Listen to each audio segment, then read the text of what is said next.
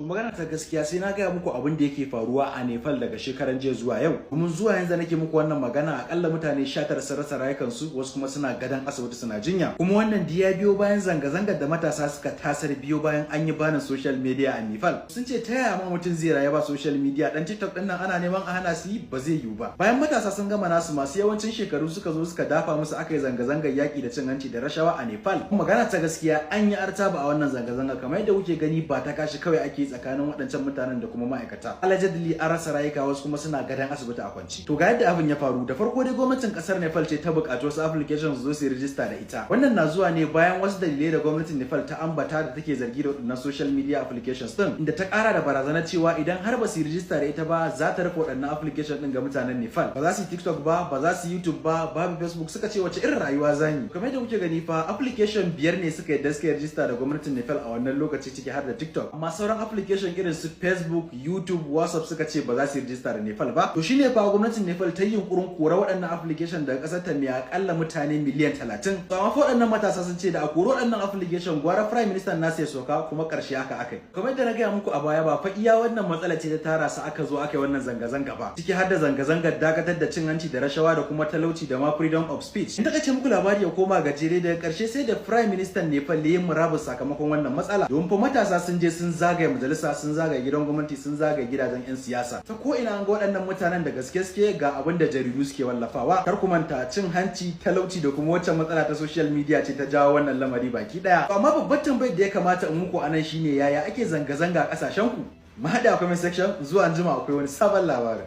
Da zafi-zafinta zanga-zanga ta sa matasan kasar Nepal sun kone matar Prime Minister, ba nan suka tsaya ba suka je suka kone ginin majalisar dokoki ta kasar wato Parliament. Bacin sun barbale ginin da wuta suka toshe kofa suka hana duk wani dan siyasa fitowa. Kai a ƙarshe 'yan siyasan nan fa da helicopter aka dinga zuwa ana ce su daga sama ɗaya bayan ɗaya. Kun san duk sabida me? Sabida gwamnatin kasar ta saka sabuwar dokar hana social media a kasar Nepal baki ɗaya. To ga yadda labarin ya kasance ranar 4 ga watan September ɗin gwamnatin kasar Nepal fa sun kawo kudirin kawo ƙarshen dole social media a kasar. Dalilin su ko shi sun ce waɗannan kamfanonuwa tun daga Facebook, X, TikTok da sauransu ba su rigista a kasar Nepal ba. Sannan kuma ana amfani da waɗannan kafofi domin yaɗa labaran ƙarya da kuma labaran tsana. Ai kuwa nan take marasan gari wanda suka kira kansu da Gen Z fa suka fita gari suka fara toshe kan titina. Duk wata hukuma da jami'an tsaro za ta musu fita duka, harba ne, tear gas da sauransu. Duka babu wanda ba a yi ba amma ba su fasa ba. Wanda har aka kawo da yau fa aka kone matar tsohon Prime Minister, sannan suka banka wa Parliament wuta. Wanda da Prime Minister ya ga ba haza ya juya fa da kansa ya resign ya soka da kan kujerarsa. Uwa uba ita kanta dokar social media fa sai da aka janye ta. Kimanin matasa guda 17 da ke zanga-zanga da suka rasa rayukansu, ɗaruruwa kuma suka ji ciwo. Wanda wai ko Prime Minister ba wai resigning kaɗai ba kuma jinye doka kaɗai aka yi ba.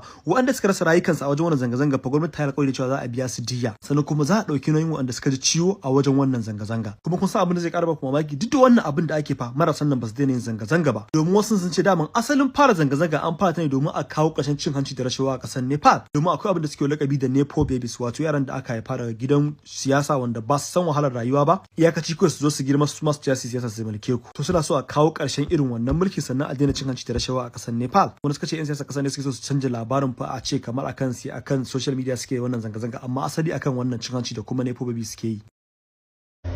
Ƙasar Isra'ila ta ƙaddamar da harin ta'addanci, harin da ya saba wa dokokin ƙasa da ƙasa akan ƙasar Qatar. Yau da rana ana tsaka da gudanar da al'amura a ƙasar Qatar, kawai sai aka ji ruwan bama-bamai na wato jiragen Isra'ila.